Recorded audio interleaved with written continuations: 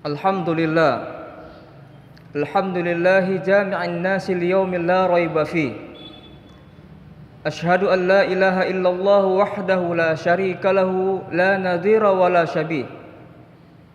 Wa ashhadu anna Muhammadan abduhu wa rasuluhu al-mukammalul wajih, al-mustafa ala sairi khalqihi fajalla mustafi, sallallahu alaihi wasallam wa ala alihi wa sahbihi wa man tabi'ahum min mutafaqqihi wa faqih wa khamilin wa nabi. Amma ba'du. Allahumma salli ala Muhammad wa ala ali Muhammad kama sallaita ala ali Ibrahim wa barik ala Muhammad wa ala ali Muhammad kama barakta ala ali Ibrahim fil alamina innaka Hamidum Majid.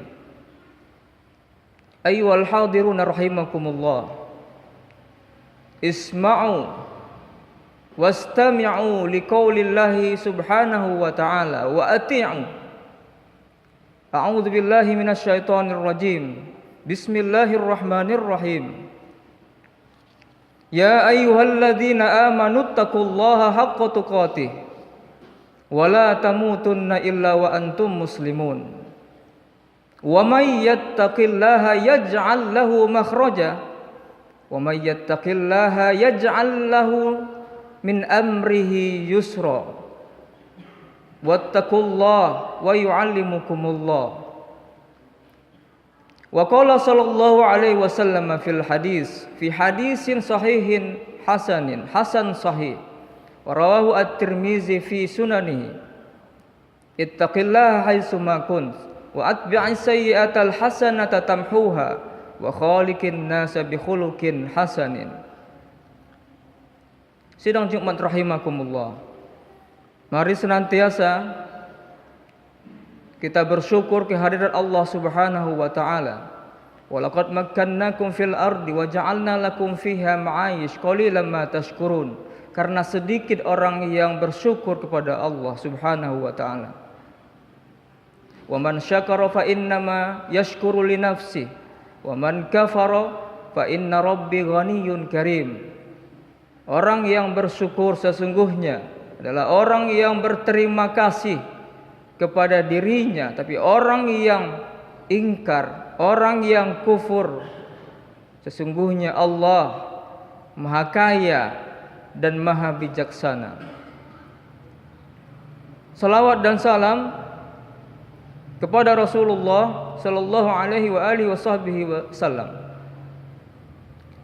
Dalam sebuah hadis yang diriwayatkan oleh An-Nasa'i, hadis yang sahih, man shalla alayya salatan wahidah sallallahu alaihi asyra salawat wa huttat anhu asyru khati'at wa rufi'at lahu asyru darajat.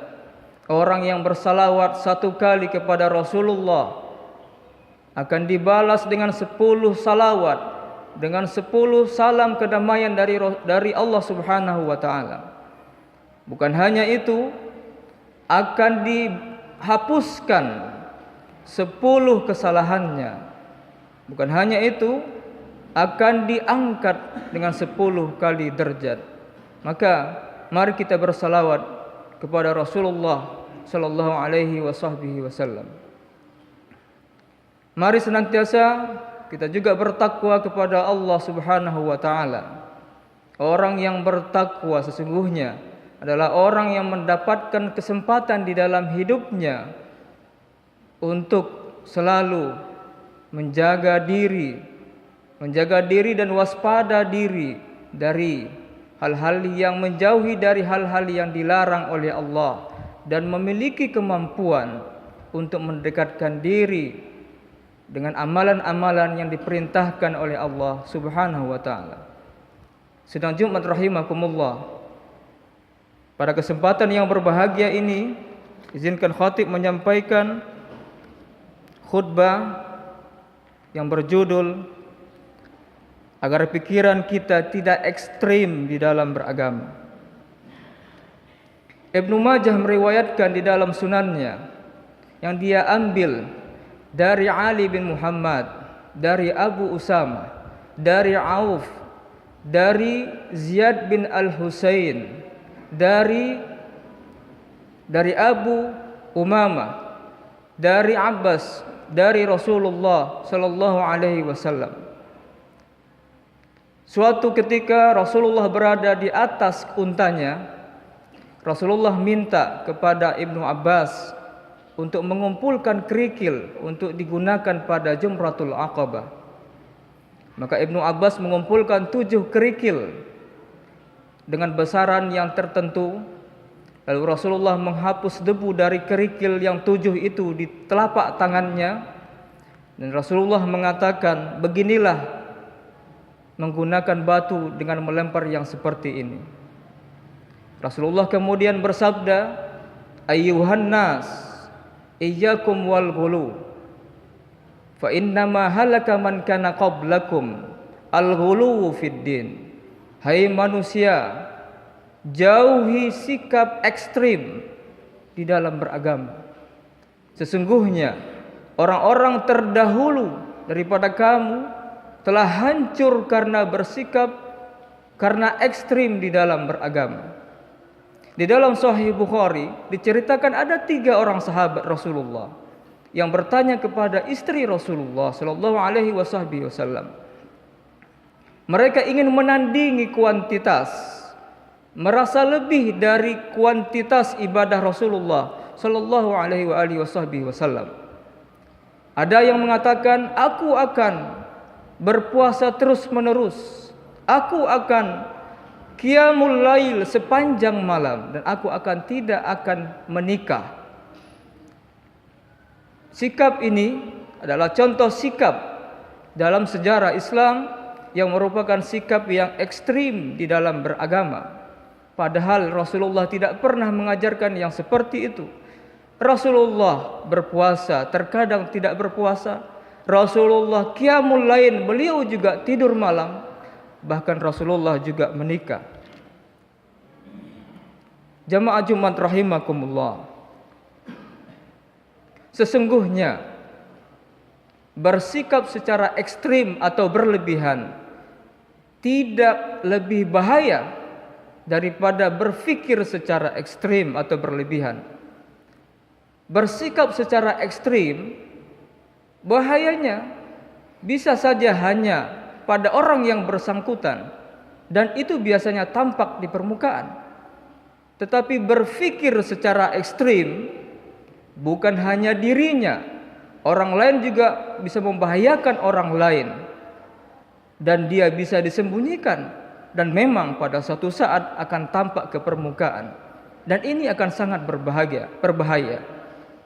Inilah mungkin yang bisa kita rasakan belakangan ini. Ada orang yang ekstrim di dalam berfikir. Dulu ada seorang yang hidup di masa sahabat Rasulullah sallallahu alaihi wasallam, bernama Abdurrahman bin Muljam Al-Muradi. Dia adalah seorang abidan qanitan, orang yang taat beribadah, siang malam beribadah. Dia adalah seorang ahli qiraat Al-Quran, min qura'il Quran, murid langsung Muaz bin Jabal radhiyallahu anhu. Dia adalah seorang ahli fikih pada saat itu. Tapi sangat disayangkan, ternyata dia adalah seorang pembunuh Ali bin Abi Thalib. Dia telah membunuh seorang sahabat Rasulullah, seorang menantu Rasulullah, seorang anak dari cucu Rasulullah sallallahu alaihi wasallam. Telah membunuh seorang yang sudah dikatakan di dalam sebuah sabda Rasulullah sallallahu alaihi wasallam, man sabba aliyan faqad sabbani. Siapa yang mencaci maki Ali, maka telah mencaci makiku. Ibnu Muljam telah membunuh seorang sahabat yuhibbuhullahu wa rasuluh, yang dicintai Allah dan dicintai Rasul Allah subhanahu wa ta'ala. Abdurrahman bin Muljam bahkan bangga bisa merenggut nyawa Ali bin Abi Thalib. Bahkan dikatakan di dalam kitab Lisanul Mizan, Abdurrahman bin Muljam beranggapan bahwa membunuh Ali bin Abi Thalib adalah sebuah taqarruban ilallah, ibadah kepada Allah Subhanahu wa taala. Pikiran atau tindakan yang ekstrim ini sesungguhnya berasal dari pikiran yang ekstrim pula. Ibnu Muljan pasti berpikir bahwa Ali bin Abi Thalib telah menyeleweng dari ajaran Al-Quran, bahwa Ali bin Abi Thalib menghukum dengan hukum selain daripada Al-Quran, maka dia bangga melakukan hal tersebut. Harus diakui memang, bukan hanya umat Islam yang pernah berpikir secara ekstrim di dalam sejarah, tapi umat-umat yang terdahulu. Allah berfirman, ya ahlal kitabi la taghlu fi dinikum wa la taqulu 'alallahi illal haq. Hai ahlul kitab, jangan ekstrim beragama. Katakanlah tentang Allah, jangan katakan tentang Allah kecuali kebenaran. Ibnu Jarir At-Tabari mengatakan, bentuk keekstriman ahlul kitab pada saat itu adalah mereka menganggap bahwa Isa alaihissalam adalah putra Tuhan, padahal sebenarnya Tuhan tidak punya putra. Isa alaihissalam adalah Rasulullah, adalah utusan Allah Subhanahu wa taala. Jadi sesungguhnya sikap ekstrim sangat berbahaya. Ayat itu memang ditujukan kepada orang ahlul kitab, tetapi ini juga bisa menjadi pelajaran bagi kita untuk tidak berpikir secara ekstrim. Jamaah Jumat rahimakumullah, sikap ekstrim akan menumbuh suburkan klaim-klaim kebenaran secara sepihak. Bagi dirinya, jalan yang dijalaninya adalah satu kebenaran dan di luar dirinya adalah sebuah kesalahan. Maka dia akan menyalahkan orang lain. Maka dia akan menyalahkan orang lain. Akan bertentangan dengan firman Allah. Allah berfirman, wa inna au iyyakum la'ala hudan au fi dhalalim mubin. Sesungguhnya kami atau kita atau kalian yang berada di dalam petunjuk atau kesesatan yang nyata. Maka orang ekstrim bisa saja akhirnya akan mengkafirkan orang lain. Rasulullah SAW bersabda dalam Sahih Muslim, orang yang mengkafirkan, orang yang berkata hai kafir kepada orang lain, jika memang benar kekafiran itu, maka akan kembali kepada salah satu keduanya.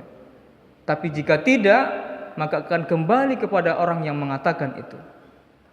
Memang hadis ini tidak secara tegas untuk melarang kita untuk menganggap atau mengkafirkan orang lain. Tapi bagi khatib, mengkafirkan orang lain adalah tindakan tercela, sebuah celaan, sebuah fitnah kepada umat Islam atau kepada siapapun. Dan orang yang mencela umat Islam, sibabul muslimi fusuqun wa qitaluhu kufrun. Mencaci maki, mencela umat Islam adalah sebuah tindakan kefasikan, dan membunuhnya adalah sebuah kekufuran. Maka wajib hukumnya menjauhi sikap-sikap berpikir secara ekstrim. Wajib hukumnya. Bagaimana caranya? Bagaimana cara menangkal agar kita umat Islam ini tidak lagi berpikir secara ekstrim? Ada dua yang disampaikan pada kesempatan ini. Pertama, tidak membatasi diri pada penafsiran tunggal terhadap ayat-ayat Al-Quran. Orang yang ekstrim pasti akan mengatakan bahwa segala sesuatu itu harus ada ayatnya. Dan bukan hanya itu, orang yang ekstrim akan mengatakan, apakah ini sesuai dengan pemahaman saya apa tidak?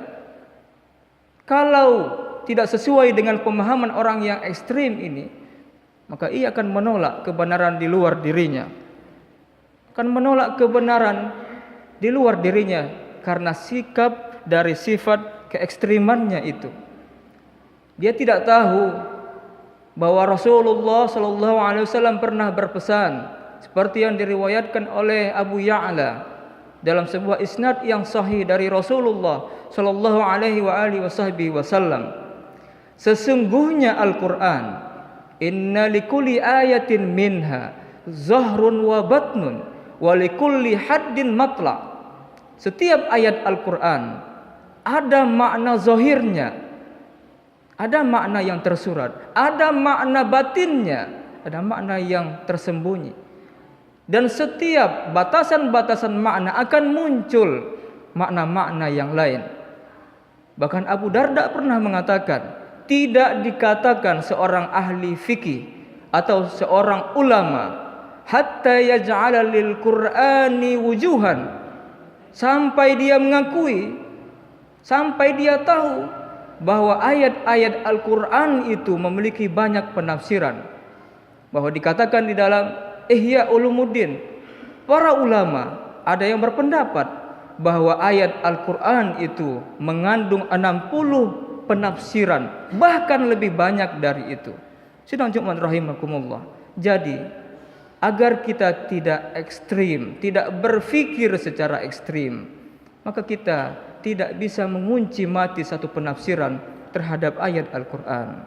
Yang kedua, agar kita tidak ekstrim di dalam beragama, tidak berpikir secara ekstrim di dalam agama, adalah beranggapan bahwa Arab bukan satu-satunya gambaran tentang Islam. Karena Islam bukan Arab saja. Karena banyak belakangan ini ada orang-orang yang beranggapan apa yang dipikirkan oleh orang Arab, apa yang dilakukan oleh orang Arab adalah sudah pasti sesuai dengan ajaran Al-Quran. Ini sungguh tidaklah benar. Bahkan hadis-hadis yang mengatakan keunggulan bangsa Arab, apakah itu hanya karena bahasa yang digunakan oleh Rasulullah sallallahu alaihi wasallam atau bahasa di surga nanti, atau karena bahasa Al-Quran adalah hadis-hadis yang dipalsukan kepada Rasulullah sallallahu alaihi wasallam.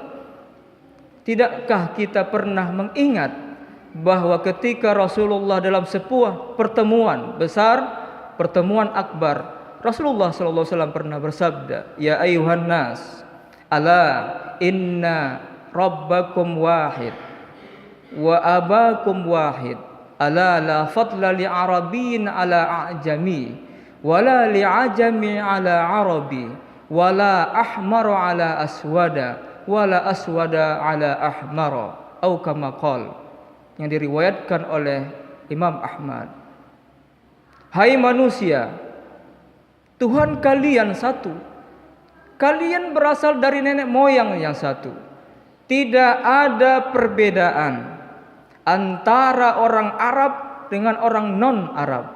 Tidak ada keunggulan Arab terhadap non-Arab, dan tidak ada keunggulan non-Arab terhadap orang Arab. Tidak ada keunggulan orang yang berkulit putih terhadap orang yang berkulit hitam. Demikian juga sebaliknya. Tidak ada keunggulan orang yang berkulit hitam atas orang yang berkulit putih. Maka kalau ini semua kita sadari, maka kita akan insya Allah terjauh dari sikap, bukan hanya sikap, tapi juga berpikir secara ekstrim. Karena sesungguhnya Allah tidak menyukai orang-orang yang bersikap ekstrim. Innahu la yuhibbul musrifin. Maka akhirnya marilah kita kembali menjadi umat yang pertengahan, bukan umat yang ekstrim atau berlebihan. Ummatan wasatan, sehingga menjadi saksi bagi manusia sesungguhnya bahwa kita adalah sesungguhnya umat yang menengah. fa'tabiru ya ulil absar la'allakum turhamun. Barakallahu li wa lakum fil Qur'anil azim wa nafa'ani wa iyyakum bima fihi minal ayati wa dzikril hakim wa taqabbala minni wa minkum tilawatahu innahu huwas samiul alim.